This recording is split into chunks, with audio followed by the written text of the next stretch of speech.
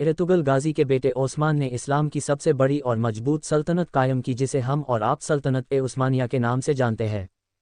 अर्टुगरुल अंदस्को गाजी की नस्लें बहुत मेहनत और कुर्बानी से ये सल्तनत बनाई थी, जिससे पूरी दुनिया में इस्लाम का परचम जोर शोर से लहराने लगा। इस सल्तनत को इस्लामिक केंद्र कहा जाता है। 1299 ईस्वी में अर्टुगरुल गाजी के बेटे ओस्मान द्वारा सल्तनत-ए-उस्मानिया की बुनियाद रखी गई, जो 1923 ईस्वी में कुछ बेईमान गद्दार मुसलमानों को ब्रिटिश हुकूमत ने अपने साजिशों में जकड़कर लालच का हवाला देकर इस सल्तनत का खात्मा कर दिया गया। आने वाले वक्त में इस सल्तनत को फिर तैयब एर्दगान साहब इंशाअल्लाह उसे वापस बनाएंगे, और हम तैयब एर्दगान साहब के साथ हमेशा है। अर्टुगरुल गाजी की तारीखी या सीरीज़ ड्रामा जो नौजवानों मुसलमानों को तारीख बताने के लिए बनाई गई, उसकी खिलाफत करने से पहले उनकी तारीख और उनके बाद की तारीख याद करें। क्या हुआ जब सल्तनत को ख़त्म किया गया था?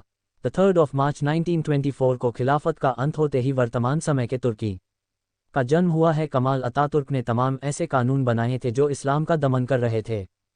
मुल्क में मदरसे बंद कर दिए गए थे, मजहबी पहनावे पे पाबंदी थी, अजान को अरबी से टर्किश में देना अनिवार्य कर दिया गया था। लेकिन अतातुर्क के जाने के काफ़ी समय बाद रेसेप तय्यिप एर्दोगान तुर्की में एक मजबूत नेता बनकर उभरते हैं। उनके शासन में तुर्की का इस्लामीकरण तेज़ी से हुआ है। इन 7 वजहों से माना जा रहा है कि तुर्की में इस हुकूमत ने इस्लामीकरण तेज़ी से किया है। 1 मस्जिदों का निर्माण 2002 से 2013 के बीच एर्दगान हुकूमत में 17,000 मस्जिदें सरकार द्वारा बनवाई गई। उसके बाद ये संख्या दुगनी कर दी गई। ओटोमन एम्पायर की समय की मस्जिदों की मरम्मत भी सरकार ने करवाई। 2 हिजाब से प्रतिबंध हटाया गया। एर्दगान सरकार ने देश में लगे हिजाब से प्रतिबंध को हटा दिया। नवंबर 2015 को देश में पहली बार कोई महिला जज हिजाब पहने नजर आई। अगस्त 2015 को असेन गुरका पहली हिजाब पहनने वाली महिला मिनिस्टर बनी। फ्री इमाम की ट्रेनिंग देने वाले स्कूल में 10 गुना दाखिले हुए। तुर्की में इमाम हातिब स्कूल मजहबी तालीम और इमामत सिखाने वाला इदारा है। अतातुर्क ने मदरसे बंद करके इसकी स्थापना की थी। 2002 में इन स्कूलों में 65,000 छात्र थे, जो अब 700,000 को पार कर गया। 4 मजहबी तालीम को अनिवार्य बनाना। तुर्की के सभी स्कूलों में मजहब की तालीम ज़रूरी करार देने से मुल्क में इस्लाम फला फुला है। पैगंबर मुहम्मद की जीवनी और कुरान को पढ़ाया जा रहा है।